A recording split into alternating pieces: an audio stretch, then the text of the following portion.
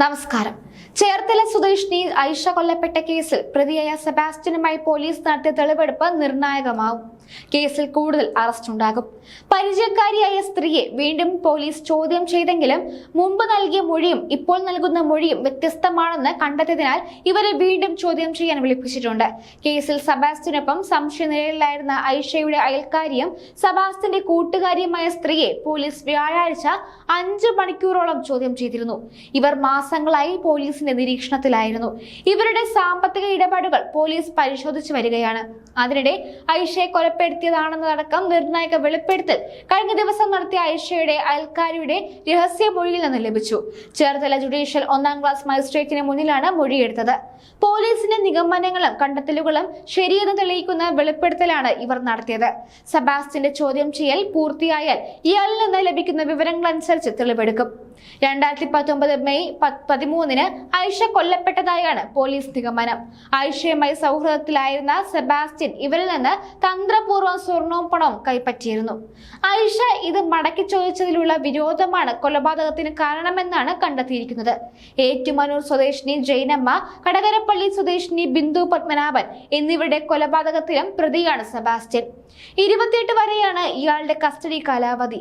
സെബാസ്റ്റ്യനെ ഐഷ താമസിച്ചിരുന്ന വീട്ടിലും സെബാസ്റ്റ്യന്റെ പരിചയക്കാരിയായ സ്ത്രീയുടെ വീട്ടിലും എത്തിച്ച് തെളിവെടുപ്പുകൾ ശേഖരിച്ചു. ഇന്നലെ രാവിലെ 11ഓടെയായിരുന്നു തെളിവെടുപ്പ് നടത്തിയത്.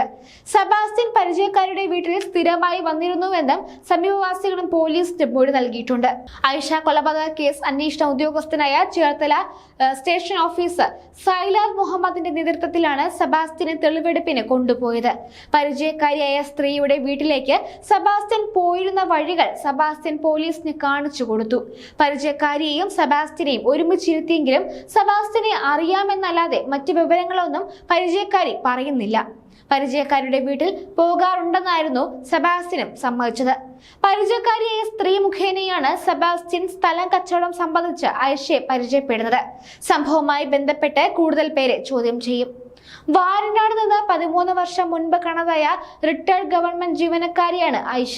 സ്ഥലം വാങ്ങാൻ ഐഷ സ്വരുക്കൂട്ടി വെച്ചിരുന്ന പണവും സ്വർണവും ആവശ്യമുള്ള സമയത്ത് തിരിച്ചു തരാമെന്ന ഉറപ്പിൽ സെബാസ്റ്റ്യൻ വാങ്ങിയിരുന്നു. ഐഷ ഇത് തിരിച്ചു ചോദിച്ചപ്പോഴാണ് കൊലപാതകം നടത്തിയതെന്നാണ് പോലീസ് കണ്ടെത്തൽ. തദ്ദേശ വകുപ്പ് ജീവനക്കാരിയായിരുന്ന ഐഷയെ 2012 മെയ് 13-നാണ് കാണാതായത്. വൈകിട്ട് 5-ന് ആലപ്പുഴയിലേക്കെന്ന് പറഞ്ഞ് വാരനാട്ട് വീട്ടിൽ നിന്നിറങ്ങിയ ഐഷ തിരിച്ചെത്തിയില്ലെന്നാണ് പരാതി.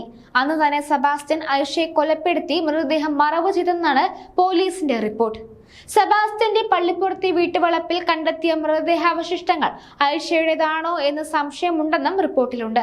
ഐഷയെ കാണാതായി ഒരാഴ്ചയ്ക്ക് ശേഷം മകന്റെ പരാതിയിൽ പോലീസ് അന്വേഷണം നടത്തിയെങ്കിലും ഇവരെ കണ്ടെത്താനായില്ലെന്ന് കാണിച്ച് 2012 ഒക്ടോബർ 16-ന് കോടതിയിൽ റിപ്പോർട്ട് നൽകിയിരുന്നു.